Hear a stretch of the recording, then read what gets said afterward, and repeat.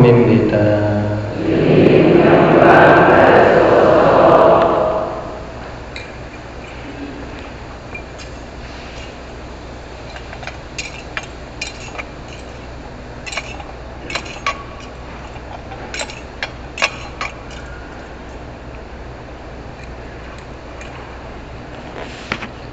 그때 군중은 예수님도 계시지 않고 제자들도 없는 것을 알고서 배들에 나누어 타고 예수님을 찾아 가파르나움으로 갔다. 그들은 호수 건너편에서 예수님을 찾아내고 랍비, 언제 이곳에 오셨습니까? 하고 물었다. 예수님께서 그들에게 대답하셨다. 내가 진실로 진실로 너희에게 말한다. 너희가 나를 찾는 것은 표징을 보았기 때문이 아니라 빵을 배불리 먹었기 때문이다.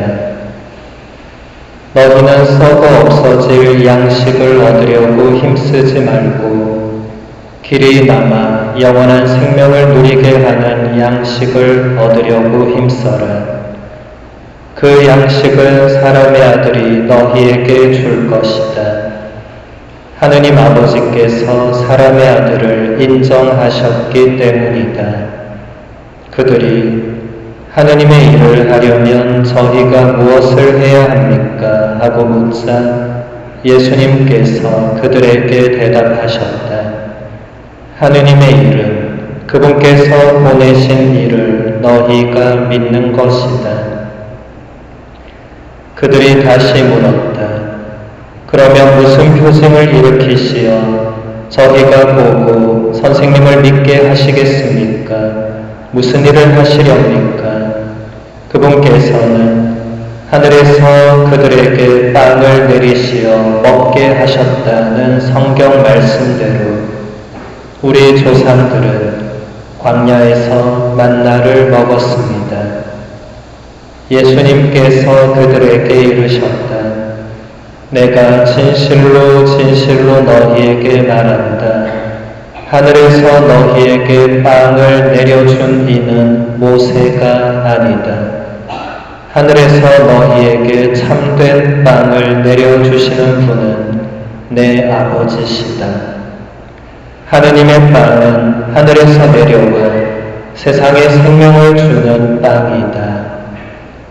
그들이 예수님께 선생님, 그 빵을 늘 저희에게 주십시오 하자 예수님께서 그들에게 이르셨다. 내가 생명의 빵이다. 나에게 오는 사람은 결코 배고프지 않을 것이며 나를 믿는 사람은 결코 목마르지 않을 것이다. 주님의 말씀입니다.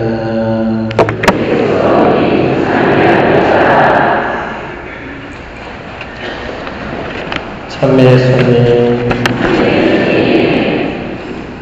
석포 성당교인들 모두 반갑습니다. 저는 미국 뉴저지에서 교포 사목 중인 장재명 신부입니다. 작년에 왔었는데 기억나세요? 네, 다행히 저를 믿지 않으십니다. 제가 생각해보니까 2021년부터 2024년까지 한 해도 거르지 않고 해마다 석포성당에 와서 보증비사를 봉헌하고 있습니다. 제가 갈 데가 없어서 여기 해마다 오는 것은 절대가 아닙니다. 제 책이 여기 석포 성당 사제관에 보관이 되어 있어서 해마다 확인합니다. 책이 잘 있나. 제가 로마 유학을 가면서 꾸준히 사두었던 책들이기 때문에 저한테는 가장 중요한 보물들이 있어 석포 성당에서 잘 보관해 주셔서 대단히 감사한 마음을 가지고 있습니다. 내년에도 올 수 오늘은 연중 제18주일이며 요한 마리아 비안네라는 성인 사제의 축일이기도 합니다. 8월 4일이 비안네 신부님 축일입니다. 그래서 오늘은 본당 사제의 수호 성인이신 요한 마리아 비안네 신부님에 대해서 조금 말씀을 드릴까 합니다. 비안네 신부님은 공부를 아주 못하셔서 사제 서품도 대단히 어렵게 받았습니다. 사제 서품 후에 프랑스 남부의 시골 마을 아르스라는 곳에 작은 본당에 부임하셔서 평생을 그 본당 신부로만 사셨습니다. 비안네 신부님의 삶은 오로지 기도와 성세조배, 미사와 고해 성사였습니다. 신부님의 명성이 조금씩 알려지자 많은 신자들이 고해 성사를 드리기 위해서 아르스 시골 본당을 찾아오는 바람에 신부님은 하루에 18시간이나 고해 성사를 주셨다고 합니다. 하느님과 신자들을 지극히 사랑하는 마음 없이는 불가능한 일일 것입니다. 비안네 신부님에 관해서 저술된 많은 책들이 있는데 그 가운데에서 2009년에 가톨릭 출판사에서 나온 아르스의 성자 성 비안네 신부라는 책이 있습니다. 미셸 드 생피에르라는 프랑스 작가의 책인데 비안네 신부님의 일생과 신부님의 주옥 같은 말씀들을 책 속에 잘 정리해 놓았습니다. 그 가운데 몇 가지를 오늘 함께 보도록 하겠습니다. 비안네 신부님은 이렇게 말합니다. 나의 형제들이여, 이 제단에 계시고 우리를 바라보시는 주 예수 그리스도를 우리가 천사들의 눈으로 볼 수만 있다면 얼마나 그분을 사랑하는지 알게 될 것입니다. 그러나 우리는 신앙이 없습니다. 우리는 장님입니다. 나의 형제들이여, 조금 뒤에 우리 주님이신 성체를 들어올릴 때 여러분은 그분께 여러분의 눈을 열어달라고 간절히 청하십시오. 이렇게 말하십시오. 주님, 제가 당신을 보게 해 주십시오. 주님께서는 두 손에 가득 찬 은총을 누구에게 선물할지 찾고 계시지만 아무도 그 은총을 구하는 사람이 없습니다.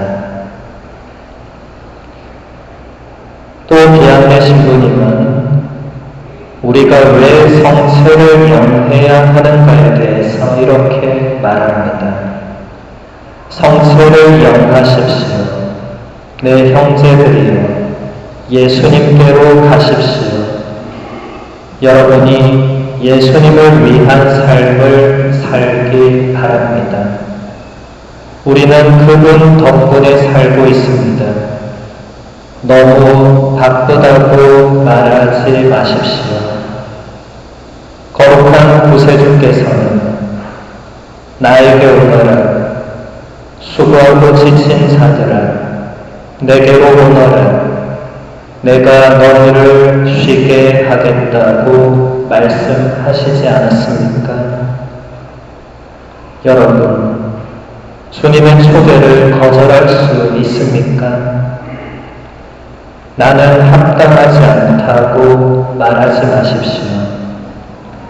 사실대로 말하면 여러분은 합당하지 않습니다. 그러나 여러분에게는 이것이 필요합니다. 우리는 죄인입니다. 우리는 죄가 너무 많아서 주님께 나아갈 용기가 없습니다. 라고 말하지 마십시오. 아픈데 치료를 거부하거나 의사를 부르지 않겠다고 말할 수 있겠습니까? 또 기한된 신부님은 우리가 자선을 베풀어야 하는 이유에 대해서 이렇게 말하고 있습니다. 여러분의 재산은 하느님께서 여러분 손에 잠시 맡겨두신 것에 불과합니다. 여러분과 여러분의 가정을 위해서 꼭 필요한 것만 받은 다음에 나머지는 가난한 사람들에게 주어야 합니다. 나의 것들이여 들어주십시오. 일자리가 있고 월급을 받으면서 왜 가난한 이들을 도와주지 않습니까? 술집이나 파티에 갈 돈은 충분히 있으면서 왜 어려운 사람들을 외면합니까? 또 미안해 신부님은 십자가에 대해서 이렇게 가르쳐주고 있습니다. 십자가는 이 세상 모든 책들 중에서 가장 지혜로운 책입니다. 이 책을 모르는 사람은 다른 책들을 모두 읽었다 하더라도 무지한 사람입니다. 이 책을 사랑하고 연구하는 이들만이 진정 지혜로운 사람입니다. 아무리 반갑지 않은 내용이라 하더라도 이 책이 실제로 주는 배로움에 잠기는 것보다 더 큰 행복을 느낄 수는 없습니다. 우리가 십자가를 알면 알수록 여기에 머무르고 싶은 마음이 생겨납니다. 여기서는 지루해할 시간이 하나도 없습니다. 알고 싶은 것을 모두 다 알게 됩니다. 그리고 여기에 맛들이면 이제 그만둘 수가 없습니다. 또 기한된 신부님은 성체 앞에서 우리가 어떻게 해야 하는지에 대해서 이렇게 말합니다. 나의 자녀들이여 보십시오. 사랑은 모든 것을 사랑하는 주 하느님께 바쳐야 합니다. 일과 걸음걸이와 잠을 자는 것과 그 밖의 모든 것들을 하느님께 봉헌하지 않는 한 그것을 잃어버리는 것입니다. 하느님과 함께 한다는 것은 얼마나 아름다운 일입니까? 얼마나 큰 위로가 되는 일입니까? 하느님께서 모든 것을 지켜보시고 나의 모든 것을 용서하신다고 생각한다면 아침마다 이렇게 기도합시다. 하느님, 모든 일이 당신 마음에 들도록 제가 오늘 하는 모든 일에 당신께서 함께 해 주십시오. 신앙이 있는 영혼에게 하느님에 관한 생각들은 얼마나 많은 위로를 가져다 줍니까? 영혼과 하느님, 이 둘은 절친한 친구와도 같습니다. 그때에는 기도하는 것이 하나도 지루하지 않습니다.